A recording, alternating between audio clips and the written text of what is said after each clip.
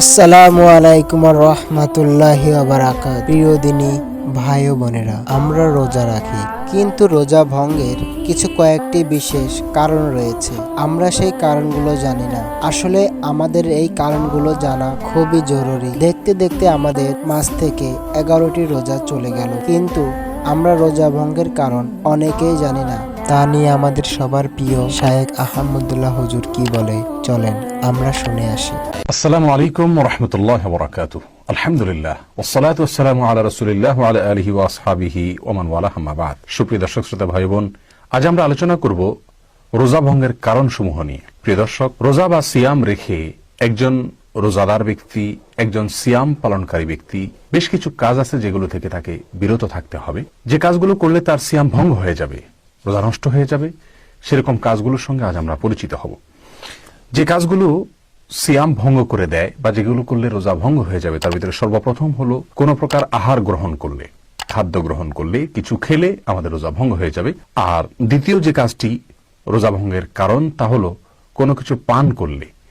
এই পান করার বিষয়টি অনেক ব্যাপক, সেটা পানি পান হতে পারে, যে কোনো কিছু পান হতে পারে, এমনকি ধূমপান থেকে নিয়ে যত প্রকার পান হতে পারে সকল প্রকার পান পানীয়, এটাও রোজা রেখে একজন রোজাদার ব্যক্তি কোনোভাবেই গ্রহণ করতে পারবেন না, এটা নিষিদ্ধ।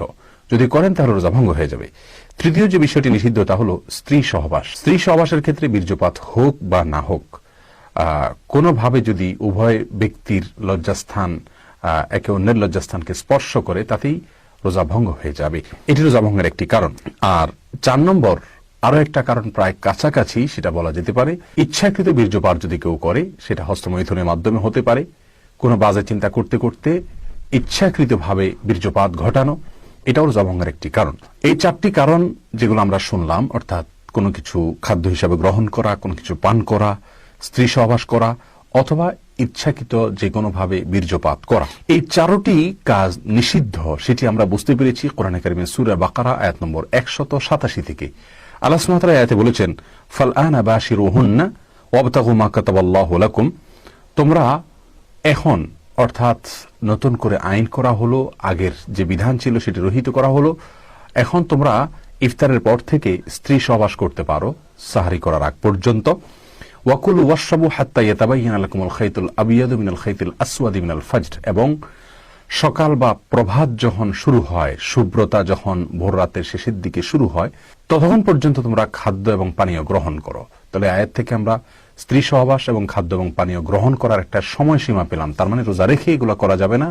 আর সুবহে সাদিক পর্যন্ত, ফজরের ওয়াক্ত যখন শুরু হয়, তা ততক্ষণ পর্যন্ত আল্লাহ সুবহানাহু ওয়া তাআলা অনুমোদন দিচ্ছেন যে স্ত্রী সহবাস করা যাবে, খাদ্য এবং পানীয় গ্রহণ করা যাবে।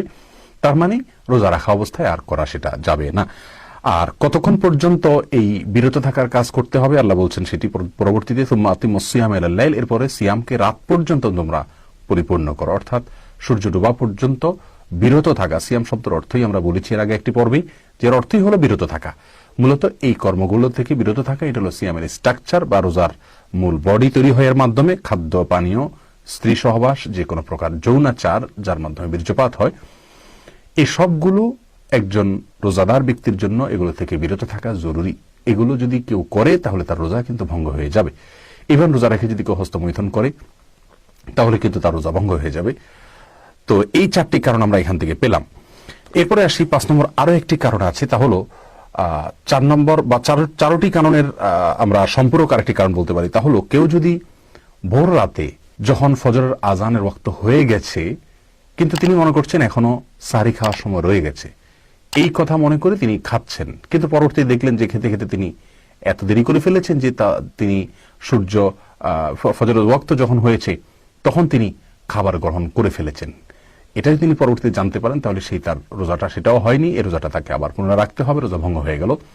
কারণ ফজরের ওয়াক্ত যখন শুরু হয়, যত ঘন্টা যত মিনিটে ফজরের ওয়াক্ত শুরু হয়, ততক্ষণ থেকে রোজা স্টার্ট হয়ে যায়। আপনি যদি ভুলেও এমনটি করেন যে কথার কথা 5:30 ফজরের ওয়াক্ত শুরু হয়, আপনি 5:35 খাচ্ছেন, এই চিন্তা করে যে 5:40 বা 38 হয়তো ফজরের ওয়াক্ত শুরু হবে, তাহলেও কিন্তু আপনার রোজা ভঙ্গ হয়ে যাবে। কারণ আপনি রোজার যে সময়টাতে পানাহার বর্জন করতে হবে তখন আপনি খেয়ে ফেলেছেন, পান করে ফেলেছেন। তাহলে এটাকে আমরা একটা কারণ হিসেবে ধরতে পারি, যেটা আমাদের অহরহ বা অনেক সময় হয়ে থাকে। নাম্বার 6, রোজা ভাঙের আরেকটি কারণ আছে যেটা নিয়ে ওলামাদের মধ্যে মতপার্থক্য আছে, সেটা হলো বমি করা।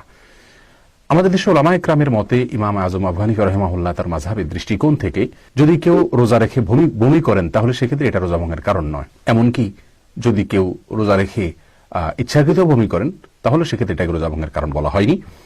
আর এর বিপরীতে সৌদি আরবের স্কলারগণ এবং অনেক ওলামা ইকরাম মধ্যপ্রাচ্যের তারা বলেন যে রোজা ভঙ্গ হয়ে যাবে যদি কেউ ইচ্ছাকৃত বমি করে। আর এক্ষেত্রে তারা দলিল হিসেবে উল্লেখ করেন সুনানে তিরমিজির একটি হাদিস, যে হাদিসে রাসূল করিম সাল্লাল্লাহু আলাইহি সাল্লাম বলেছেন যে ব্যক্তি বমি করে অর্থাৎ অনিচ্ছাকৃতভাবে তার রোজা ভঙ্গ হবে না, আর যে ব্যক্তি ইচ্ছাকৃত বমি করে তার রোজা ভঙ্গ হয়ে যাবে। সে হাদিসের ভিত্তিতে তারা বলেন ইচ্ছাকৃত বমি করলে রোজা ভঙ্গ হয়ে যাবে।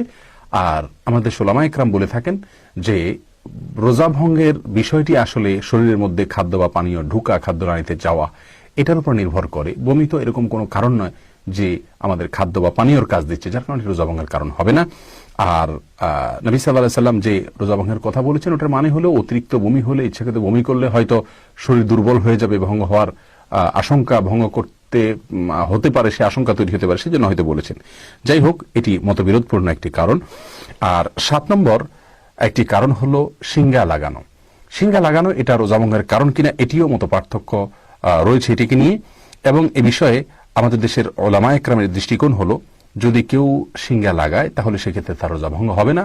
এবং এ বিষয়ে তারা ইকরামা রাদিয়াল্লাহু তাআলা আনহুর একটি হাদিস পেশ করে থাকেন যে নবী সাল্লাল্লাহু আলাইহি ওয়াসাল্লাম মানে রোজা রাখা অবস্থাতে তিনি শিঙ্গা লাগিয়েছিলেন।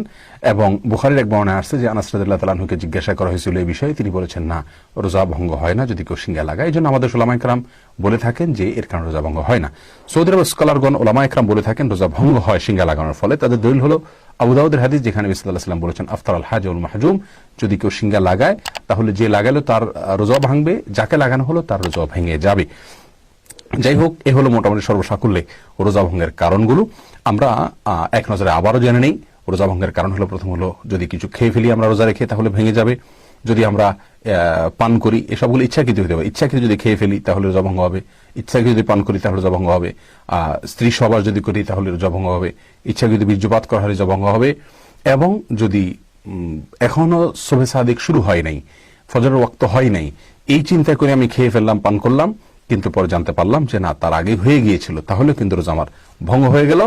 আর বমি এবং শিঙ্গা লাগানো, এই দুইটা পয়েন্ট নিয়ে মতো পার্থক্য আছে আমাদের ওলামা ইকরামের মতে। এগুলো রোজা ভাঙে না, আর সৌদি আরবের স্কলারদের মতে রোজা ভেঙে যায়। আমরা উভয়ের দলিল এবং প্রমাণকে সংক্ষেপে আপনাদের সামনে পেশ করার চেষ্টা করেছি। প্রিয় দর্শক, যদি কোনোভাবে আমাদের রোজা ভঙ্গ হয়ে যায় তাহলে কি করতে হবে? আমাদেরকে রোজাটা পরে আবার রাখতে হবে, কাজা করতে হবে, এবং কোনো কোনো ক্ষেত্রে কাফফারাও দিতে হবে।